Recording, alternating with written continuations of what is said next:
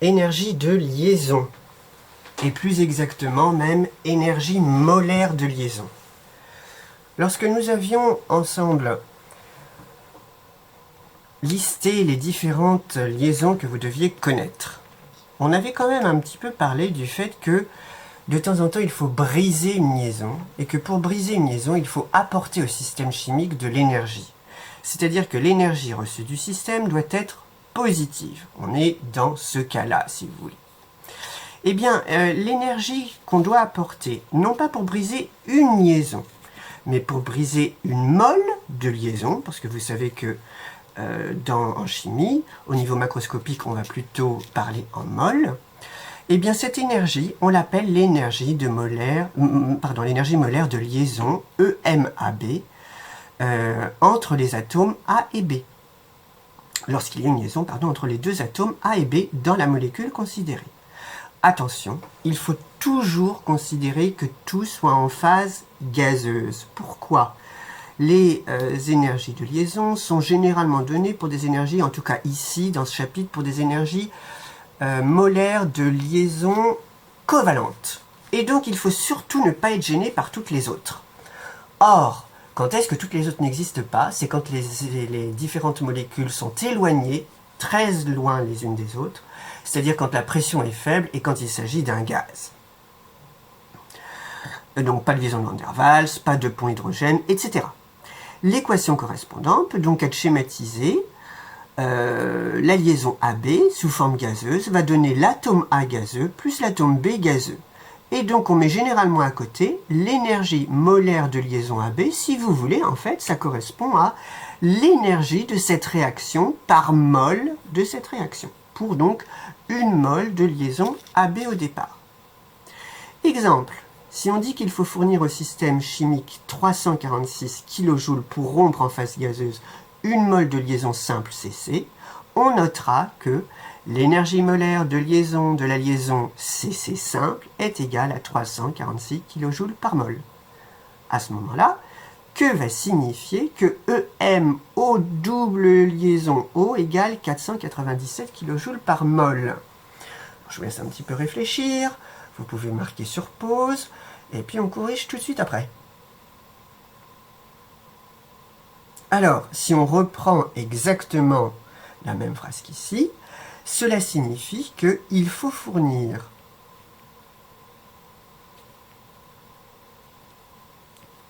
au système chimique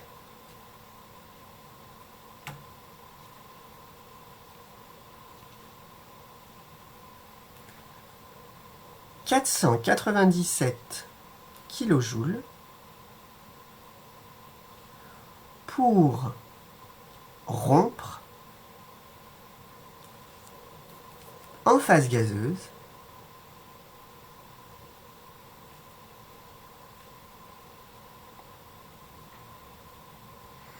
une mole de liaison double OO. Quelle est l'équation? Il faut que vous la notiez, correspondante. OO gazeux va donner O gazeux plus O gazeux, qu'on peut mettre d'ailleurs sous la forme de O gazeux. Et bien ça veut dire que l'énergie du système reçu, en fait, si on considère un système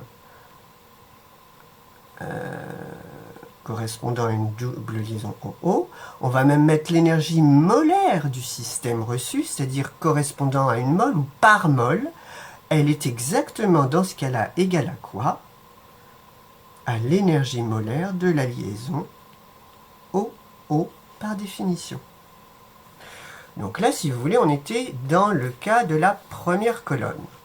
Maintenant, ce qui est très important, c'est le corollaire. Alors, le corollaire, qui est, je dirais, moins intuitif, et pourtant qui est complètement logique. Le corollaire, il correspond à la réaction inverse, c'est-à-dire non plus la rupture de liaison, mais sa formation. On peut considérer deux atomes d'oxygène gazeux, alors c'est pas stable du tout, hein, vous le savez, qui vont former une double liaison entre eux pour donner la molécule de dioxygène, ou surtout en tout cas la double liaison oxygène-oxygène.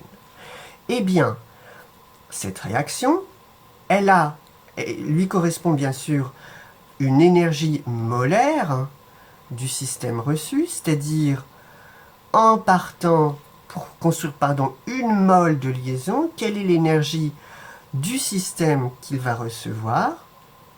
Ça doit vous paraître logique, puisque lorsque l'on rompt une liaison, le système doit avoir de l'énergie qui lui soit donnée.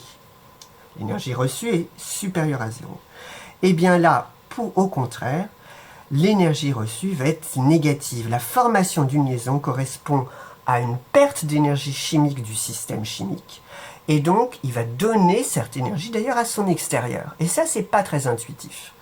Et cette énergie qui va être perdue, elle est exactement égale à quoi? Eh bien, à l'opposé, bien sûr, de l'énergie qu'il aurait reçue dans le cas où la liaison se serait formée. Donc, elle vaut dans ce cas-là moins l'énergie molaire de liaison de la double liaison OO, c'est-à-dire moins 497 kJ par mol.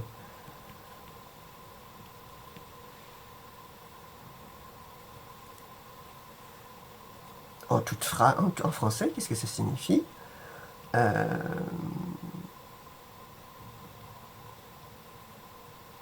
Lors de la création d'une mole de liaison double OO, le système chimique doit recevoir une énergie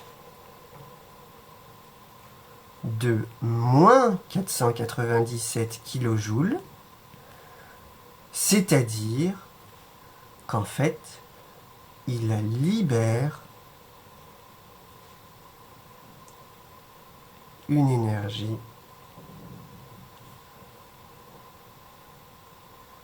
de 497 kJ par mol, je répète, de liaison double formée, qu'il va donner à l'extérieur. Donc cette énergie, elle est gagnée par l'extérieur, en général.